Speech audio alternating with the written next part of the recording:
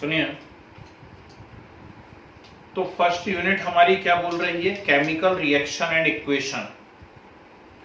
अब chemical reaction and equation में अभी जो ट्रेंड दिख रहा है पेपर्स का, अलग अलग पब्लिकेशन ने सैंपल पेपर दिए हैं, आपके बोर्ड ने सैंपल पेपर दिए हैं, तो कुल मिलाकर के ट्रेंड ये है कि बहुत ही सिंपल सा कुछ आने वाला है। Which of the following is combination, या कोई भी एक रिएक्शन दे देंगे आपको और आपसे पूछेंगे the type of reaction is, तो उस रिएक्शन का टाइप क्या है ना? वो कॉम्बिनेशन रिएक्शन है या डिकम्पोजिशन है, डिस्प्लेसमेंट है, डबल डिस्प्लेसमेंट है, ठीक, ऐसा कुछ है। और नहीं तो फिर वही एक important part oxidising and reducing agent वाला। तो जो बच्चे नहीं जुड़े हुए हैं मास एजुकेशन पर, उन्हें वापस से एक और बार मैं लिंक सेंड कर दूंगा, जल्दी से जल्दी उसमें जुड़ जाएं। एक वीडियो डाला हुआ है ऑक्सीडेशन नंबर डिटरमाइन करने वाला, रेडॉक्स वाला, उस वीडियो को अच्छे से देखें, एक बार, दो बार, तीन बार, तो आपकी बहुत बढ़िया कमांडिंग हो जाएगी ऑक्सीडेशन नंबर निकालने पर। और ऑक्सीडेशन नंबर निकालना सीख जाओगे तो ऑक्सीडेशन रिडक्शन आपके लिए बहुत ही सिंपल हो जाएगा। ओके, तो चैप्टर ये जो है सिंपल सा चैप्टर है। एक और जो मुझे चांसेस लग रहे हैं एक और टाइप के क्वेश्चन के, वो भी मैं आपको सिखाऊंगा, हो सकता आज या फिर अगली क्लास में सिखाऊंगा। उसमें क्या करेंगे, कोई भी आपको एक रिएक्शन दी जाएगी और रिएक्शन देकर के आपसे क्या करेंगे, सुनना ध्यान से, ऐसी एक रिएक्शन आपको दी जाएगी और इनके सामने जो भी रिएक्टेंट या प्रोडक्ट है ऐसा लिखा हुआ रहेगा XYZ, और आपसे पूछा जाएगा XYZR, है ना? तो आपको नंबर्स बताने पड़ेंगे कि ये कौन कौन से नंबर्स हैं, ठीक। तो मतलब कुल मिलाकर के बैलेंसिंग ऑफ इक्वेशन पे क्वेश्चन बनेगा, है ना? तो हमें हर प्रकार की जो टर्मिनोलॉजी है, हर प्रकार के जो क्वेश्चन के चांसेस हैं, उनके लिए रेडी रहना है, ठीक है। चलिए, तो टाइप्स ऑफ केमिकल रिएक्शन, जब मैंने रेगुलर क्लास में पढ़ाया था, नोट्स में तो मैंने उल्टा पढ़ाया था। कैसा उल्टा पढ़ाया था? यदि कोई नए बच्चे हो तो वो सुन लीजिए। मैंने सबसे पहले क्या सिखाया था? मैंने सबसे पहले सिखाया था वैलेंसी क्या होती है, वैलेंसी के बाद सिखाया था ऑक्सीडेशन नंबर क्या होता है, ऑक्सीडेशन नंबर के बाद मैंने सिखाया था कि किस प्रकार से ऑक्सीडेशन नंबर डिटरमाइन किए जाते हैं, ऑक्सीडेशन रिडक्शन, और फिर हमने पढ़ा था रेडॉक्स, और रेडॉक्स के बाद पढ़ा था टाइप्स ऑफ रेडॉक्स रिएक्शन। तो टाइप्स ऑफ रेडॉक्स रिएक्शन के अंदर ही आई थी कॉम्बिनेशन, डिकम्पोजिशन, डिस्प्लेसमेंट। अब इस बार हम बुक के अकॉर्डिंग पढ़ रहे हैं, प्योरली आपकी एनसीईआरटी जैसा पढ़ रहे हैं। तो टाइप ऑफ केमिकल रिएक्शन में पहला जो आपके सामने आ रहा है वो हो रहा है कॉम्बिनेशन। कॉम्बिनेशन के लिए अक्सर मैं एक और टर्म को यूज कर लिया करता हूं, कुछ बच्चे अवेयर हैं उस टर्म से, और उसे मैं कहा करता हूं एडिशन। याद आया? तो कॉम्बिनेशन को ही मैं क्या कह दिया करता हूं, एडिशन भी कह दिया करता हूं, ठीक। तो कॉम्बिनेशन हो रहा हो या एडिशन हो रहा हो, एक ही बात होती है। एक्चुअल डेफिनेशन क्या है? एक्चुअल डेफिनेशन है two or more reactant combined together and form a single product, ठीक। तो two or more reactant combined together and form a single product, such reactions are known as combination reaction और addition reactions, ऐसा होता है वहां पर। तो कोई भी हमारे पास रिएक्टेंट है, अब रिएक्टेंट और प्रोडक्ट क्या होते हैं इस बात को भी अच्छे से समझ लीजिएगा। ये इस प्रकार से हम शो करते हैं, ठीक। रिएक्टेंट का मतलब क्या होता है? रिएक्टेंट का मतलब होता है substances which undergo chemical combination और केमिकल चेंज, है ना? जिनके अंदर कोई केमिकल चेंज होने जा रहा है उन्हें हम, हाँ जी, कुछ बोले? सर आपकी आवाज ब्रेक हो गई। आवाज हो गई मेरी, कोई बात नहीं, अब भी ठीक कर देता हूं।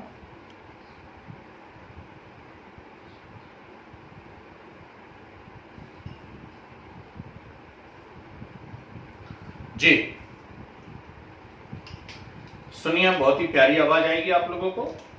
तो मैंने कहा substances which undergo chemical combination are known as reactant, और रिएक्टेंट के केमिकल कॉम्बिनेशन से जो चीज बनती है, द चीज इज नोन एज व्हाट?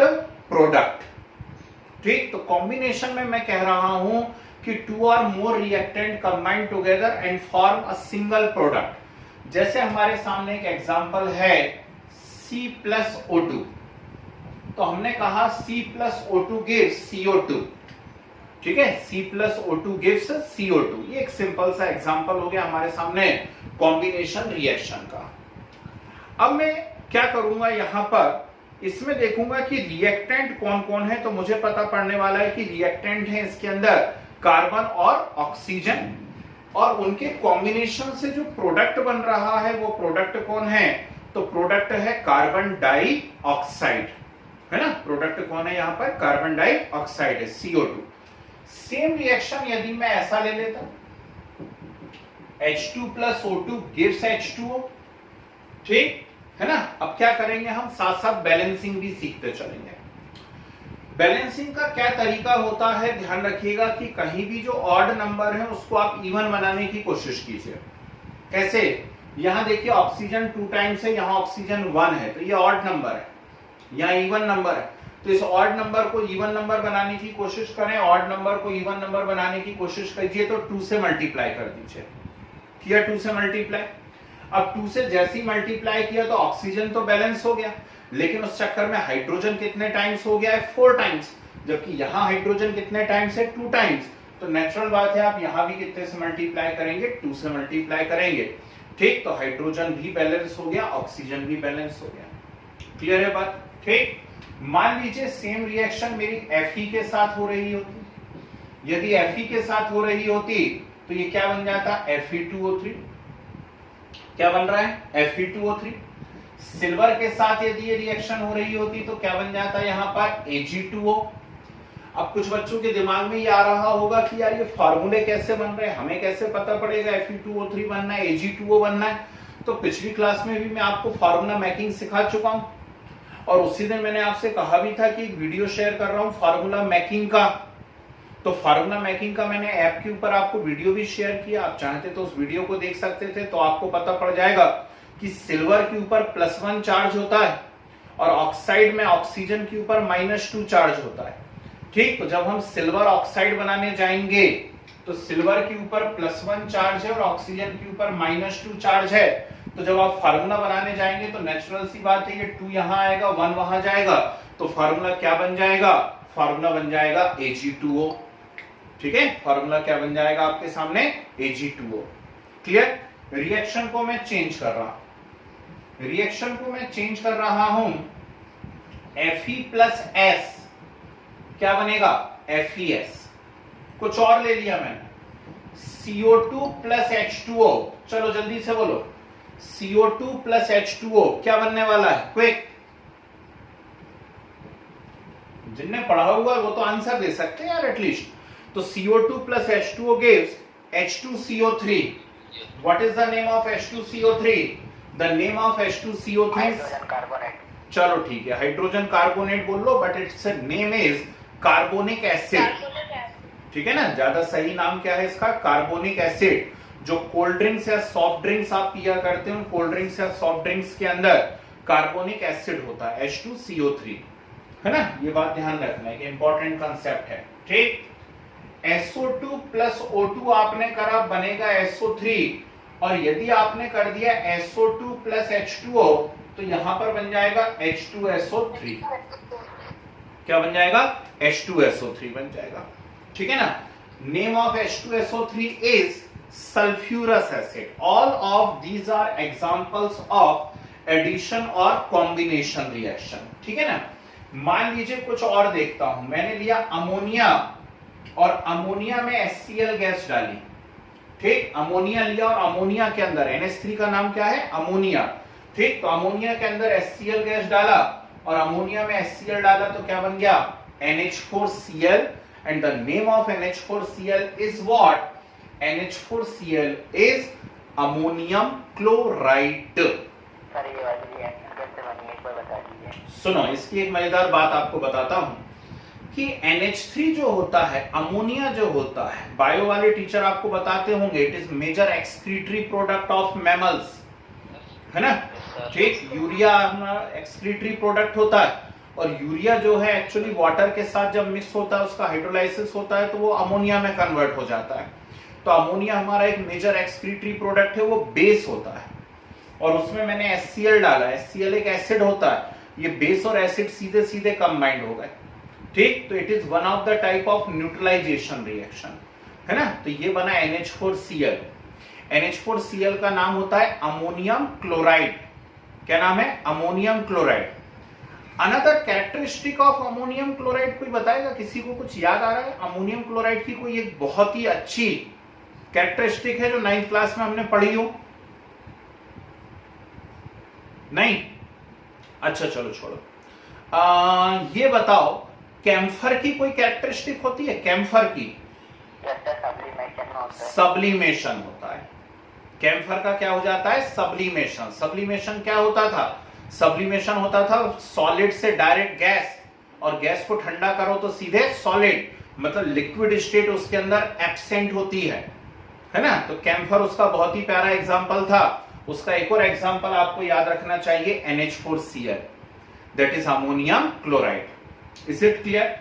अच्छा, मेरे पास है some of these are important reactions. इसमें कुछ इंपॉर्टेंट रिएक्शंस हैं भाई, जैसे ये एक इंपॉर्टेंट है, यहां जो मैं करने जा रहा हूं ये एक इंपॉर्टेंट रिएक्शन है ना। क्या करने जा रहा हूं? मैं ले रहा हूं यहां पर CaO। क्या ले रहा हूं? CaO। What is the name of CaO? The name of CaO is lime, quick lime, या अकेला लाइम बोलते हैं इसको, है ना। तो CaO का नाम है क्विक लाइम और लाइम, और इस लाइम में उठा करके मैंने डाल दिया वाटर, ठीक। तो जैसे ही, अरे यार ऐसा कैसे हो रहा है भाई? क्लियर है।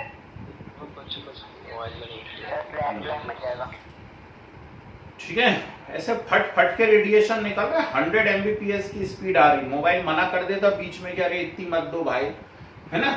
तो CaO है, CaO का नाम है लाइम या क्विक लाइम, और इस क्विक लाइम के अंदर आपने क्या डाला? H2O डाला, वाटर डाला। तो क्विक लाइम के अंदर जब आप वाटर डालते हैं तो क्या बनता है? CaOH होल ट्वाइस, ठीक है ना, और हीट निकलती है ढेर सारी। And what is the name of CaOH whole twice? Slacked line. The CaOH whole twice is slacked line. तो क्विक लाइन से यहां पर क्या बन रहा है आपके पास? स्लैक्ड लाइन बन रहा है, CaOH whole twice बन रहा है। All of these are combination और addition reaction। कैसी मजेदार बात है ना। आती चले जा रहे एग्जाम्पल, आ रहे नए नए एग्जाम्पल बढ़ते चले जा रहे हैं, ठीक। उल्टा कर देता हूं, देखिए अमोनिया गैस आपके पास है भरपूर मात्रा में, और उस अमोनिया गैस को आप वाटर के अंदर डाल दीजिए। तो अमोनिया गैस को यदि आप वाटर के अंदर डाल देते हैं तो क्या बन जाता है? बोलो, NH4OH। क्या बन जाता है? NH4OH। And what is the name of NH4OH? Ammonium hydroxide. ठीक है, NH4OH का नाम क्या है? अमोनियम हाइड्रोक्साइड, ठीक। तो अमोनिया यदि आपकी बॉडी के अंदर बन रही है ना, तो वो कभी भी गैसियस फॉर्म में रिलीज नहीं हो सकती बॉडी में से, ये बात ध्यान रखना, because ammonia is highly soluble in water, ठीक है। पानी में जबरदस्त तरीके से घुल जाया करती है, और पानी में जबरदस्त तरीके से घुल जाया करती है तो क्या बनाती है वो? NH4OH। अच्छा ये बताओ कि अमोनिया का या यूरिया का फॉर्मेशन होता कहां पे बॉडी में? किडनी में होता है, किडनी में होता है। वेरी गुड, बहुत अच्छा बायो पढ़ रहे हैं। पक्का किडनी में होता है? फिर कहां होता है? कहां होता है? इतनी पिटाई करूंगा ना बेटा अभी पकड़ करके सब लोगों की। यूरिया, हाँ चलो ठीक है। सर लीवर में होता है? लीवर में होता है। साइकिल का नाम बोलो, कौन सी साइकिल होती है? Ornithine cycle. किडनी में किसी चीज का फॉर्मेशन नहीं होता भैया। कोई बात नहीं, चलो कोई बात नहीं, नाम नहीं सुना ऑर्निथिन साइकिल वो छोड़ो ना, पर इतना तो मालूम होना चाहिए जी, इतना तो मालूम होना चाहिए कि यूरिया का फॉर्मेशन या अमोनिया का फॉर्मेशन लीवर में होता है। किडनी का कोई काम नहीं, किडनी का सिर्फ एक काम होता है फिल्ट्रेशन, समझ गए? ठीक, किडनी में किसी चीज का फॉर्मेशन ऑर्मेशन नहीं होता, किडनी का सिर्फ काम होता है फिल्ट्रेशन करना, रीएब्जॉर्प्शन करना, काम की चीजों को वापस से एब्जॉर्ब कर लेती है, जो काम का नहीं होता उसको बाहर एक्सक्रीट करवा देती है ना? तो ये है, छोटी मोटी बातें याद रखा करो। तो अमोनिया को वाटर में डाला, क्या बन गया? NH4OH। मैं प्रॉपर फिर से वैसे नोट्स नहीं बनवाने वाला हूं, यदि आपके पास नहीं लिखा हुआ है तो आप हेडिंग डाल देंगे कॉम्बिनेशन रिएक्शन, डेफिनेशन हो जाएगी two or more reactant combine together and form a single product, two or more reactant combine together and form a single product. अब इसके अंदर कुछ स्पेशल पॉइंट्स छिपे हुए हैं, चलिए उनको डिस्कस करते हैं। एक रिएक्शन और मैं बताना चाह रहा था, ये भी इंपॉर्टेंट रिएक्शन है, हालांकि लास्ट क्लास में हम लोगों ने सीखी हुई है। Cu plus O2 gives CuO। ठीक, ये कहां से इंपॉर्टेंट हो गई? क्योंकि CuO मैंने बताया है आपको लास्ट क्लास में, it is black oxide of copper. याद आ रहा है? CuO कैसा है? ब्लैक ऑक्साइड ऑफ कॉपर है, जबकि Cu2O red oxide of copper था। ये लिखवाया भी था मैंने स्पेशल पॉइंट करके, आप लोग भूल गए होंगे, मुझे याद रहती हैं चीजें। ठीक, तो CuO क्या है? It is black oxide of copper, है ना? ठीक, और Cu2O यदि आता उसकी जगह तो Cu2O होता है रेड ऑक्साइड ऑफ कॉपर। आ गई बात समझ में? कोई दिक्कत तो नहीं इसके अंदर? ठीक है, में फायर कैच करता है। हाँ भैया, एयर में फायर कैच कर लेता है? नहीं, ठीक, एयर में सिर्फ सोडियम पोटेशियम जो है यही फायर कैच करते हैं, बाकी कोई मेटल, ये तो बहुत लो रिएक्टिविटी वाला, ये थोड़ी ना चल। का भी कुछ ऐसा पढ़ा था? क्या पढ़ा था? देखो ढूंढ के बताओ क्या पढ़ा था, तो मैं बताऊंगा, एकदम से नहीं बता सकता आपने क्या पढ़ लिया, है ना? चलिए, अब जो मैं स्पेशल पॉइंट बोल रहा हूं उसको सुनना भाई। बैलेंसिंग आप चेक कर लीजिए, कहीं कोई रिएक्शन बैलेंस नहीं हो तो हम उसको बैलेंस कर सकते हैं, जैसे इस वाली को हम बैलेंस कर सकते हैं। ठीक, और कहीं कुछ नजर आ रही हो जो बैलेंस नहीं हो तो उनको हम बैलेंस कर सकते हैं, बाकी तो मुझे लग रही है ऑलमोस्ट बैलेंस है ना? ठीक, लगभग सभी बैलेंस हैं। कौन सी? Ag plus O2। Ag plus O2 gives Ag2O, ठीक है ना? चल, ये भी बैलेंस हो गई। ओहो 4 आएगा यहाँ, है ना? ठीक, ये भी बैलेंस कर लोगे। Fe2O3 कैसे बैलेंस करने वाले हैं? यहाँ पे 3 ऑक्सीजन है, यहाँ पे 2 ऑक्सीजन है, मुझे लगता है यहाँ 3 से मल्टीप्लाई कर दें। ठीक, और यहाँ कितने से मल्टीप्लाई कर दें? 2 से। तो ऑक्सीजन देखो यहाँ कितनी हो गई? 6, यहाँ 3 × 2 6, उसके चक्कर में आयरन 4 हो गया, यहाँ आयरन 1 है तो कितने से कर दोगे? 4 से। अब हो गई सभी बैलेंस, ठीक है ना? चलिए, अब स्पेशल पॉइंट में देखिए पहला पॉइंट, दैट इज कंबशन।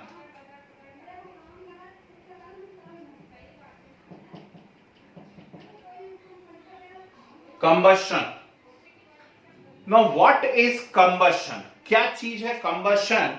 तो देखिए, कंबशन का एक जनरल मीनिंग जब भी आता है तो कंबशन का मीनिंग बर्निंग ही होता है, बर्निंग। और बर्निंग जब भी हम बोलते हैं तो हम बोलते हैं रिएक्शन विद ऑक्सीजन। बहुत दिन पहले मैंने एक पॉइंट पूछा था, देखें अभी तक कितने लोगों को याद है। मैंने ये कहा था कि एटमॉस्फेयर की यदि हम बात करेंगे, भाई कोई भी चीज है ना? शाम का टाइम हो गया है, शायद आपकी आदत हो अगरबत्ती लगाने की, ठीक है ना? तो आपने अगरबत्ती लगाई, उसके लिए माचिस जलाई, कोई भी चीज जल रही है तो हम कहते हैं जलना, मींस रिएक्शन विद ऑक्सीजन। तो मैंने ये पूछा था कि एटमॉस्फेयर के अंदर नाइट्रोजन जो है वो 78% है ना? और ऑक्सीजन जो है वो 21% है ना? नाइट्रोजन 78% है और ऑक्सीजन जो है वो 21% है। तो ये बताओ कि कंबशन हमेशा रिएक्शन विद ऑक्सीजन ही क्यों होता है, रिएक्शन विद नाइट्रोजन क्यों नहीं है? या हम ऐसा भी बोलें कि रिएक्शन विद एयर, जब भी हम बोलते हैं रिएक्शन विद एयर, तो रिएक्शन विद एयर हमेशा रिएक्शन विद ऑक्सीजन ही क्यों होती है? रिएक्शन विद नाइट्रोजन को रिएक्शन विद एयर क्यों नहीं कहते हैं? कौन बोलेगा? नाइट्रोजन इनर्ट, वेरी गुड, ठीक, बहुत बढ़िया। जिन्हें याद नहीं है वो सुन लीजिए। Nitrogen is inert gas. Nitrogen में क्या होता है, एक्चुअली दो नाइट्रोजन एटम होते हैं। मैं आपको अगली यूनिट जब पढ़ाऊंगा ना टर्म 2 में, तो कोवेलेंट बॉन्ड बनाना सिखाऊंगा, तो उसमें आपको पता पड़ेगा कि दोनों नाइट्रोजन आपस में 3 कोवेलेंट बॉन्ड से अटैच रहते हैं, और ये बहुत स्ट्रॉन्ग बॉन्ड होते हैं जो आसानी से टूटते नहीं। और जब आसानी से टूटते नहीं है तो नाइट्रोजन रिएक्शन में आसानी से पार्टिसिपेट नहीं करता। ठीक, तो रिएक्शन में पार्टिसिपेट कौन करता है? हमेशा ऑक्सीजन। इसीलिए आपको कहीं कहीं बायो के अंदर भी आती होगी ये टर्म कि हमारा जो एटमॉस्फेयर वो ऑक्सीडाइजिंग एटमॉस्फेयर है। ऑक्सीडाइजिंग एटमॉस्फेयर क्यों है? क्योंकि ऑक्सीजन कितनी अवेलेबल है? 21% अवेलेबल है। तो ये हमेशा हर रिएक्शन में पार्टिसिपेट करने की कोशिश करती है। आई या नहीं आई बात समझ? परसेंट में रहती है वो करती है? नहीं, ऐसा नहीं भैया कि जो कम परसेंट में है वो करती है, उसकी बॉन्ड एनर्जी कम है, वो आसानी से टूट जाती है। ठीक, नाइट्रोजन के बॉन्ड ही नहीं टूट पाते। जब नाइट्रोजन के बॉन्ड ही नहीं टूट पाते तो रिएक्शन में पार्टिसिपेट नहीं कर पाती है, और रिएक्शन में पार्टिसिपेट नहीं कर पाती इसलिए कैसी होती है? इनर्ट होती है। ये है एक्चुअल कहानी।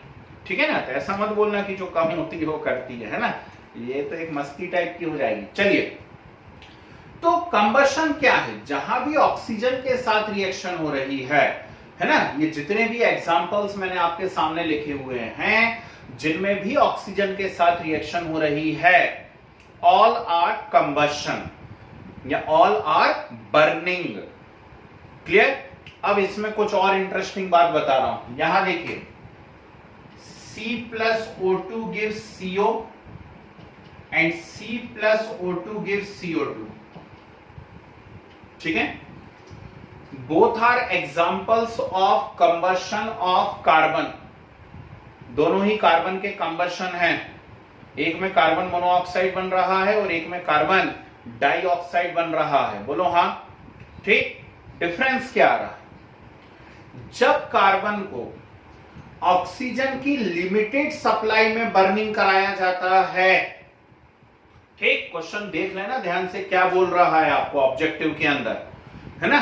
तो यदि कार्बन की लिमिटेड सप्लाई ऑफ ऑक्सीजन में बर्निंग हो रही है या कंबशन हो रहा है, तो लिमिटेड सप्लाई से बनता है कार्बन मोनोऑक्साइड। क्या बनेगा? Carbon monoxide. और यदि सफिशिएंट अमाउंट ऑफ ऑक्सीजन है, एक्सेस ऑफ ऑक्सीजन में यदि बर्निंग हो रही है, तो ही क्या बनेगा? Carbon dioxide. ऐसा होता है। समझ गए बात को? ठीक, तो ये इंपॉर्टेंट क्वेश्चन आपके लिए हो गया। लिमिटेड सप्लाई ऑफ ऑक्सीजन में यदि कार्बन की बर्निंग होती है तो कार्बन मोनोऑक्साइड बनता है, लेकिन एक्सेस ऑफ एयर में यदि करते हैं तो कार्बन डाइऑक्साइड बनता है। ओके? कार्बन मोनोऑक्साइड की किसी को एक कैरेक्टरिस्टिक याद आ रही है क्या? क्या बताया था मैंने? नहीं आ रहा? चलो आप सुन लीजिए। ऑर्डरलेस होती है। और बताओ? कलरलेस होती है। और बताओ? टेस्टलेस होती है। और बताओ? पॉइजनस होती है ना? सबसे इंपॉर्टेंट बात कैसी होती है? ये पॉइजनस होती है। ठीक है ना? जबरदस्त तरीके से पॉइजनस होती है, क्योंकि हीमोग्लोबिन से ये डायरेक्टली कंबाइंड हो जाती है, छोड़ती नहीं है हीमोग्लोबिन को, फिर इतना स्ट्रांगली कंबाइंड होती है। ठीक, तो आपकी बॉडी में हीमोग्लोबिन का क्या फंक्शन है? हीमोग्लोबिन का फंक्शन है ऑक्सीजन को ट्रांसपोर्ट करना, लंग्स से ऑक्सीजन को लेना और सेल्स में लेकर के जाना। पर यदि कार्बन मोनोऑक्साइड आ गई लंग्स में, ठीक, तो वो ऑक्सीजन को जुड़ने ही नहीं देती है, ऑक्सीजन को हीमोग्लोबिन से नहीं जुड़ने देती है, खुद जुड़ जाती है। और इस प्रकार आपकी बॉडी के अंदर जो रेस्पायरेशन हो रहा है, उस रेस्पायरेशन को क्या कर देती है? ब्लॉक कर देती है। तो अचानक मेरे मुंह से फिर एक बात निकल गई, और फिर वो अगला आपका इंपॉर्टेंट क्वेश्चन बन गया। क्या बोल दिया मैंने अभी? रेस्पायरेशन। क्या कहा मैंने? Respiration. Now what is respiration? अब ये रेस्पायरेशन क्या बोला? ठीक, तो क्वेश्चन कई बार ऐसा आता है कि respiration consider as combustion reaction why, शायद आपको मालूम नहीं है, असर्शन रीजन आने की भी पॉसिबिलिटी है ना। और असर्शन रीजन वही बच्चे सॉल्व कर पाते हैं जिनकी सब्जेक्ट पे, है ना, हाँ, जिनकी सब्जेक्ट पे बहुत अच्छे से कमांडिंग होगी, केवल वही असर्शन और रीजन को सॉल्व कर पाएंगे, बाकी को तो कुछ बनना ही नहीं है। तो क्या बोला मैंने एक स्टेटमेंट, है ना, मैंने कहा respiration is also combustion reaction explain. क्या रेस्पिरेशन कंबशन रिएक्शन है? तो मैंने आपके सामने एक इक्वेशन लिख दी, C6H12O6 plus O2 and gives CO2 plus H2O, और प्लस आप जानते हैं यहां पर ATP बना करते हैं। क्या बना करते हैं? ATP। What is the full form of ATP? Very good. Adenosine triphosphate. वो आपके एनर्जी मॉलिक्यूल्स होते हैं, वो आपके क्या हैं? एनर्जी मॉलिक्यूल्स हैं, ठीक। वही छोटे छोटे से टूटते हैं, माइटोकॉन्ड्रिया के अंदर सेव है, एनर्जी हाउस है, पावर हाउस है आपका, वहां पर सेव है माइटोकॉन्ड्रिया में, और वहीं पे वो टूटते हैं, ठीक। तो जैसे फटाका फूटता है, तो फटाका फूटता है, या फिर अपन और सिंपल एग्जांपल लें, माचिस की तीली को हम जलाते हैं, तो जैसे ही उसका वो नॉब सैंड पेपर पे उसका फ्रिक्शन होता है, एकदम से एक स्पार्क निकलता है, चिंगारी आग निकलती है, मतलब एनर्जी निकली। ऐसा ही आपकी सेल्स के अंदर हो रहा है लगातार, ठीक। माइटोकॉन्ड्रिया के अंदर एटीपी टूट रहे हैं, ब्लास्टिंग टाइप की ही होती है, उससे एनर्जी निकलती है, और उसी एनर्जी से हम सारे के सारे वर्क किया करते हैं। तो वो जो एटीपी हैं, उनका फॉर्मेशन होता कैसे है? तो उनका फॉर्मेशन होता है एरोबिक रेस्पिरेशन से। ये रहा आपके सामने एरोबिक रेस्पिरेशन, और इसमें ग्लूकोज की O2 से रिएक्शन हो रही है, और हम बार बार कह रहे हैं कि रिएक्शन विद O2 जो होता है वो क्या होता है? Combustion. That's why respiration also consider as combustion reaction. Okay, इसलिए रेस्पिरेशन को क्या माना जाता है? कंबशन रिएक्शन माना जाता है। कुछ गुस्सा दिमाग के अंदर, ठीक है ना। तो देखिए सब कॉम्बिनेशन ही चल रहा है, आधे घंटे से ज्यादा हो गया हम लोगों को पढ़ते हुए, अभी हम कॉम्बिनेशन को ही डिस्कस कर रहे हैं, ठीक। रेगुलर क्लास में भी इसी लेवल पे पढ़ाया था, बस आराम आराम से चीजों को समझते हुए पढ़ा था। अभी रिवीजन कर रहे हैं, इसलिए थोड़ा सा फास्ट पढ़ा रहा हूं, है ना। आगे बात करते हैं, ध्यान से सुनिएगा। अब यहां पर एक और इंपॉर्टेंट कंसेप्ट आता है, देखें कितने बच्चों को याद है। दैट इज, थोड़ा ऊपर बता देता हूं, ये मिटा दूं भाई, कुछ नोट आउट करना है क्या इसमें से? चलो यहां बता देता हूं। मैंने मैग्नीशियम वायर लिया, और मैग्नीशियम वायर को मैंने एयर के अंदर हीट किया। किसको? मैग्नीशियम वायर को। यदि मैग्नीशियम वायर को मैंने एयर के अंदर हीट किया तो क्या होगा? व्हाइट पाउडर बनेगा। हाँ, तो क्या क्या? मैग्नीशियम ऑक्साइड बनेगा। सिर्फ, मैग्नीशियम ऑक्साइड। चलो ठीक, ध्यान दीजिए, व्हाइट कलर। सुनिए, मैग्नीशियम ऑक्साइड बनेगा, बिल्कुल सही बात है, बहुत खुशी की बात है। लेकिन एक बात याद रखना कि मैग्नीशियम एक ऐसी मेटल है जिसको जब आप एयर में बर्न करते हैं तो वो O2 से तो रिएक्ट करती ही करती है, साथ में वो N2 से भी रिएक्ट करती है, ठीक है। बाकी मेटल्स नहीं कर पाती इतनी आसानी से, लेकिन मैग्नीशियम जब एयर के अंदर जलाई जाती है तो एयर के अंदर जलाए जाने पर वो क्या करती है? वो O2 से तो रिएक्ट करती ही करती है, नाइट्रोजन से भी रिएक्ट करती है। एक इंपॉर्टेंट ऑब्जेक्टिव क्वेश्चन है, हालांकि ये बहुत ऊपर लेवल का क्वेश्चन है, ठीक है ना। ये शायद लास्ट ईयर जो है NTSC के अंदर पूछा, या KVPY कहीं पे पूछा गया क्वेश्चन था, ठीक। 10th की बुक में से आ गया था क्वेश्चन, इसलिए, है ना, मैं बता रहा हूं आप लोगों को। तो थोड़ा सा ऊपर लेवल का क्वेश्चन है, लेकिन मैं ये देख रहा हूं कि हमारी 11th-12th क्लास की जैसी बात करते हैं, तो वहां पे जितने भी पेपर्स आ रहे हैं ना, वो क्या कर रहे हैं? लास्ट ईयर जो कॉम्पिटिटिव एग्जाम्स में पूछे गए क्वेश्चन है, बस वही कट कॉपी पेस्ट करके टिका रहे हैं। तो ऐसा ना हो कि 10th लेवल पे भी एनटीएससी या ओलंपियाड में जो क्वेश्चंस पूछे गए हैं वही कट कॉपी पेस्ट करके आपको दे दें, है ना। तो हमें हर तरीके से तैयार रहना। तो क्वेश्चन क्या था? क्वेश्चन था the product obtained when magnesium burn in air. Magnesium जब एयर में जलता है तो क्या बनता है? तो एक ऑप्शन था MgO, एक ऑप्शन था Mg3N2, एक ऑप्शन था बोथ और एक ऑप्शन था नन। तो ऐसी कंडीशन में आपको क्या लगाना है? बोथ लगाना है। ठीक, मैग्नीशियम MgO भी बनाता है और Mg3N2 भी बनाता है। आगे इतनी बातें समझ में? ठीक, तो ये मैंने लगभग पूरा कवर करने की कोशिश करी भैया आपके सामने। कॉम्बिनेशन रिएक्शंस या क्या एडिशन रिएक्शंस। ठीक, और इसमें कुछ इंपॉर्टेंट कंसेप्ट भी हम लोगों ने सीख लिए, that is combustion. Clear? Combustion is always exothermic in nature.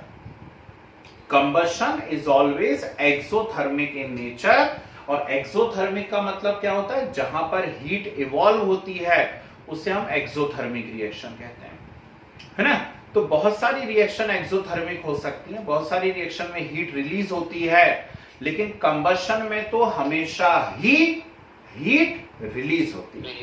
ठीक है, तो combustion is always exothermic in nature. अब ये बात मैंने क्यों बोली, है ना। जो बच्चे बहुत लंबे समय से मुझसे पढ़ रहे हैं वो समझते हैं कि हर चीज के पीछे कुछ ना कुछ रीजन रहता है। अब ये बात मैंने क्यों बोली? इसलिए बोली क्योंकि अब मैं आपको कॉम्बिनेशन का उल्टा पढ़ाने जा रहा हूं, और कॉम्बिनेशन का उल्टा होता है डिकम्पोजिशन। क्या होता है? डिकम्पोजिशन। यहां पर एक्सोथर्मिक रिएक्शन हो रही थी, हीट इवॉल्व हो रही थी। यदि आप किसी चीज को डिकम्पोज करने जा रहे हैं तो वो हीट को क्या करेगा? पहले एब्सॉर्ब करेगा। मतलब वो रिएक्शन कैसी होंगी?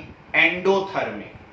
यहां कैसी हो रही थी? एक्सोथर्मिक। तो अब जो हम पढ़ने जा रहे हैं वो रिएक्शन कैसी होंगी? एंडोथर्मिक। क्लियर है बात? ठीक, तो अगली हेडिंग क्या आने जा रही है यहां पर? Decomposition reactions. ठीक है,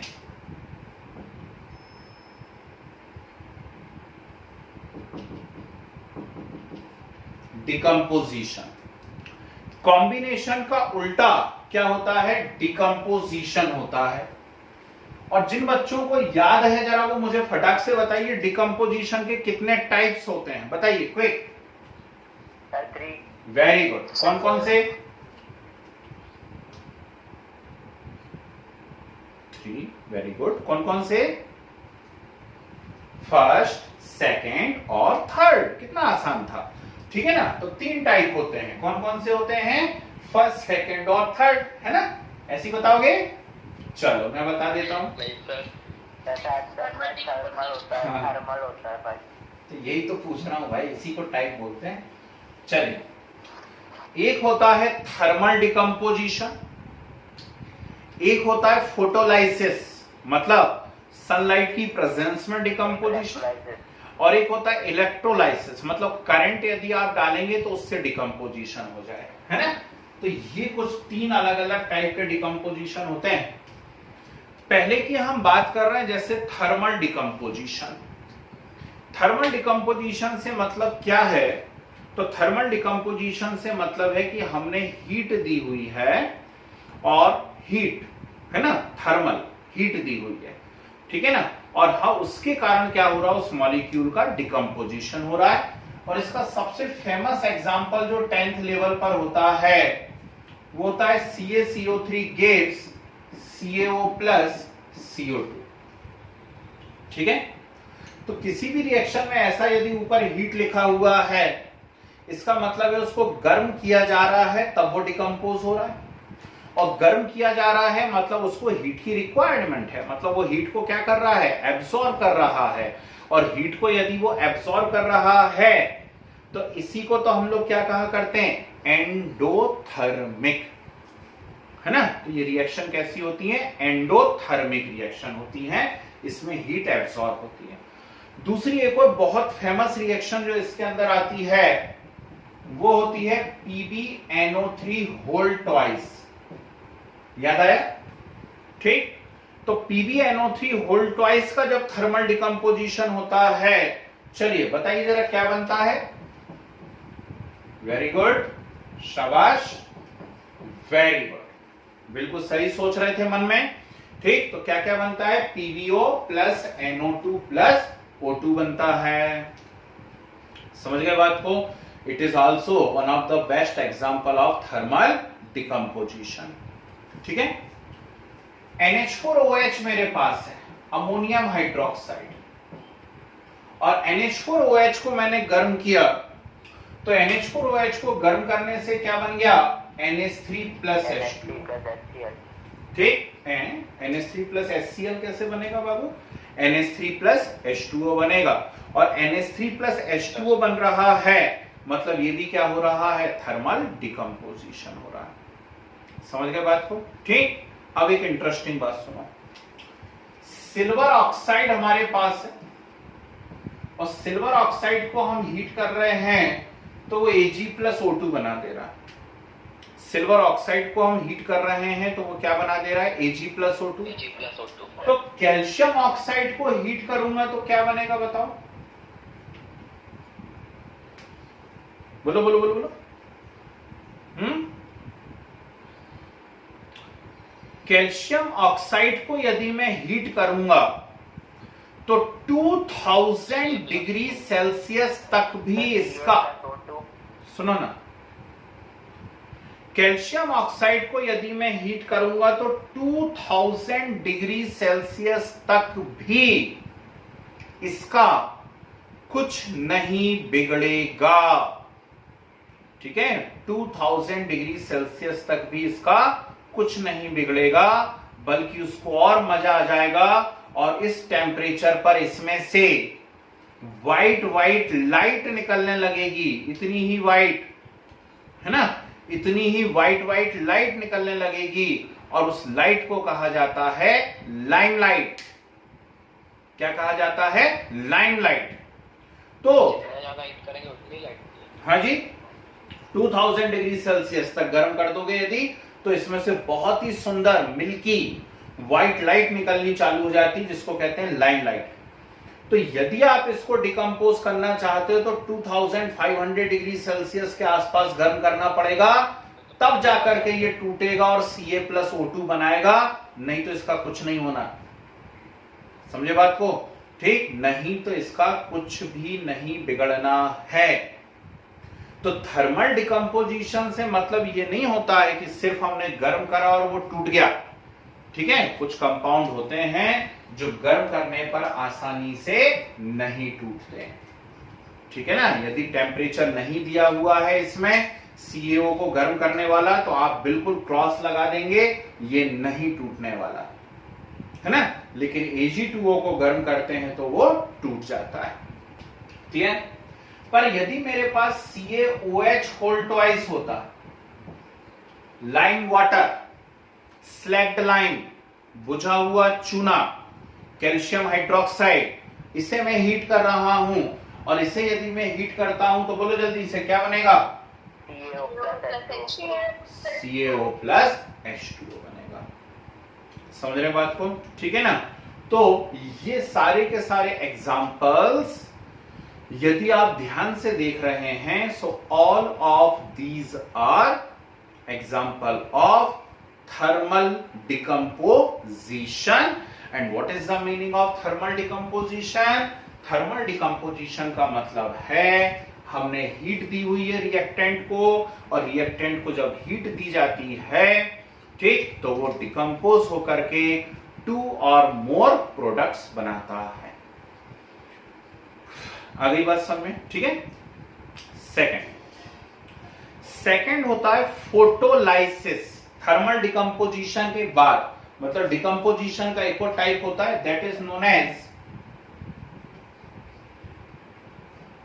फोटोलाइसिस। ठीक, photo means what? Photo means light, देखो दोनों, and lysis means what? Decomposition. है ना। लाइसिस मतलब क्या होता है, डिकम्पोजिशन, टूटना। तो फोटोलाइसिस मतलब लाइट के कारण, लाइट की प्रेजेंस में किसी चीज का टूटना क्या कहलाएगा, फोटोलाइसिस कहलाएगा। ठीक है। Best example of photolysis is this.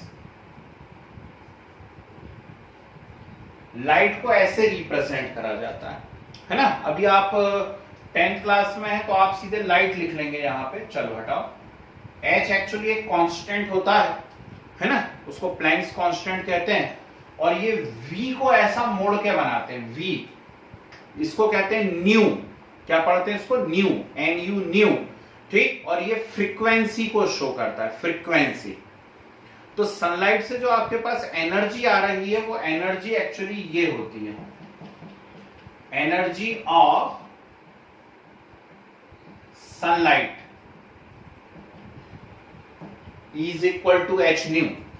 और आपको सुन के आश्चर्य होगा कि हम एक्चुअली किसके कारण जिंदा हैं, हम सोलर रेडिएशंस के कारण जिंदा हैं, है ना। यदि सोलर रेडिएशंस हम तक नहीं पहुंच पा रहे होते, ठीक, तो अर्थ पर किसी भी प्रकार की लाइफ ही नहीं होती, है ना। कुछ ज्यादा पहुंच जाते तो कैंसर भी होता है। नहीं, ज्यादा पहुंच ही नहीं पाते ना। कहां पहुंच रहे ज्यादा, बताओ कौन से पोर्शन पे। ऑस्ट्रेलिया में ज्यादा पहुंचते है तो ऑस्ट्रेलिया में कोई जिंदा ही नहीं होगा।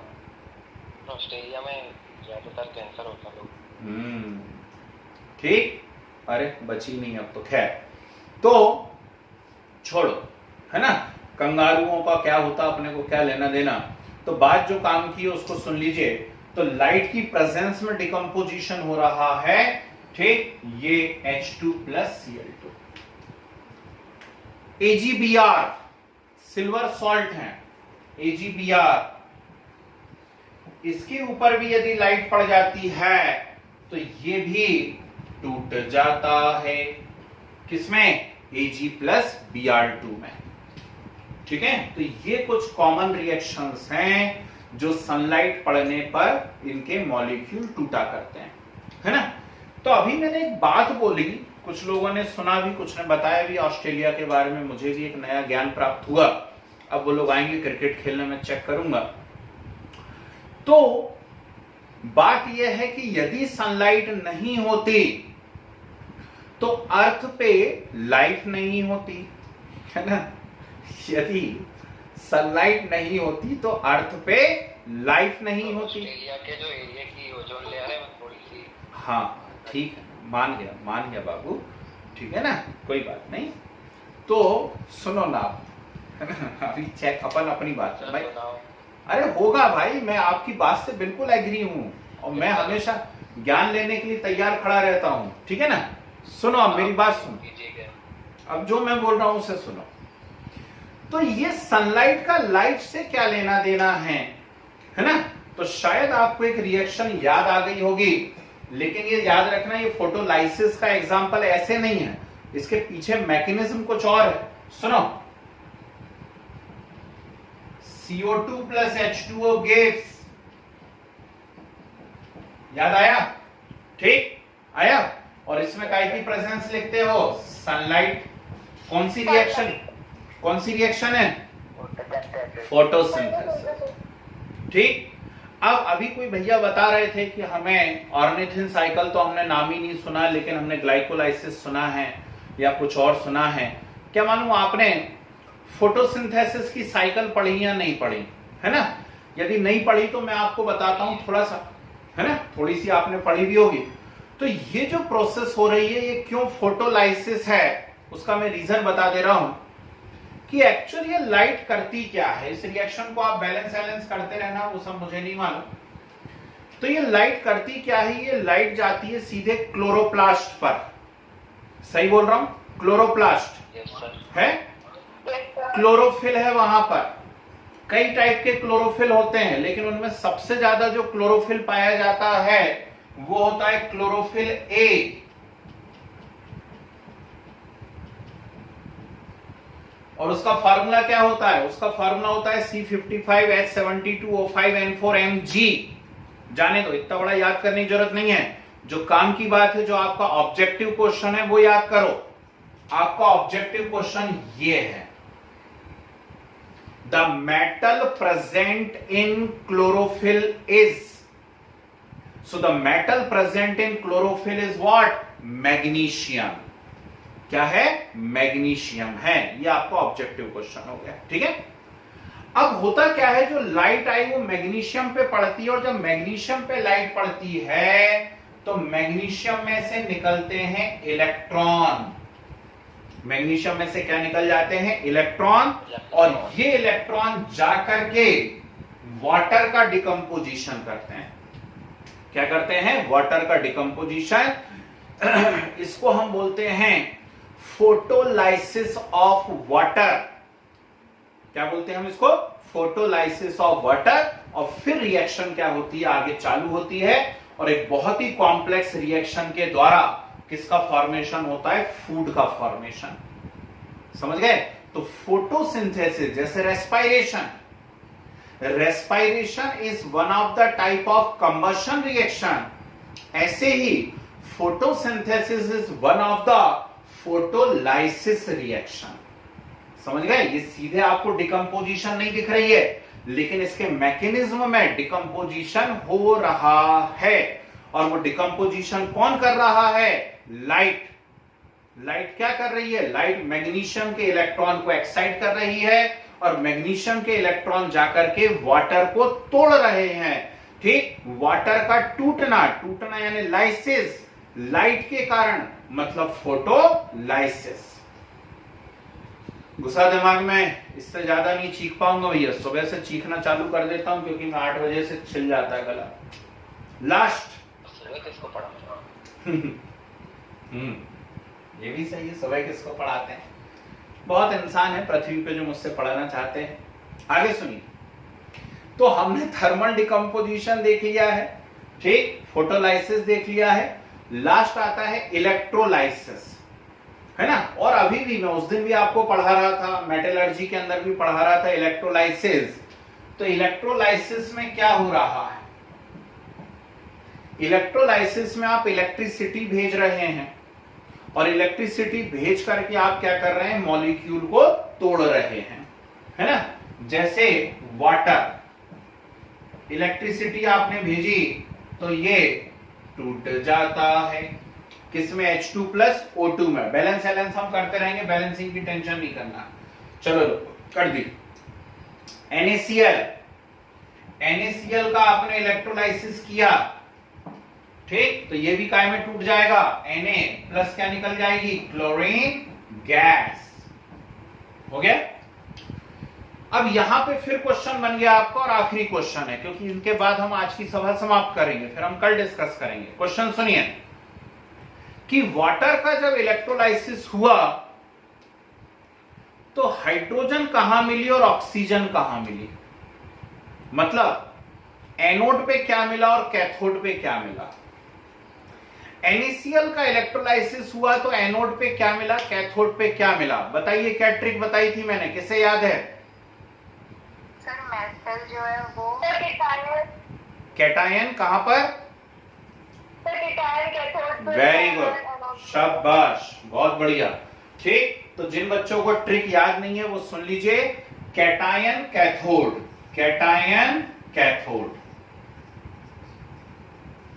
तो जिसपे भी आपको लगता है पॉजिटिव चार्ज आएगा वो चीज हमेशा कहां पर मिलेगी? कैथोड पे। जैसे वाटर, तो वाटर में H पे पॉजिटिव आता है ना, तो H पे पॉजिटिव आ रहा है, यानी H कहां पर मिलेगा? कैथोड पे मिलेगा।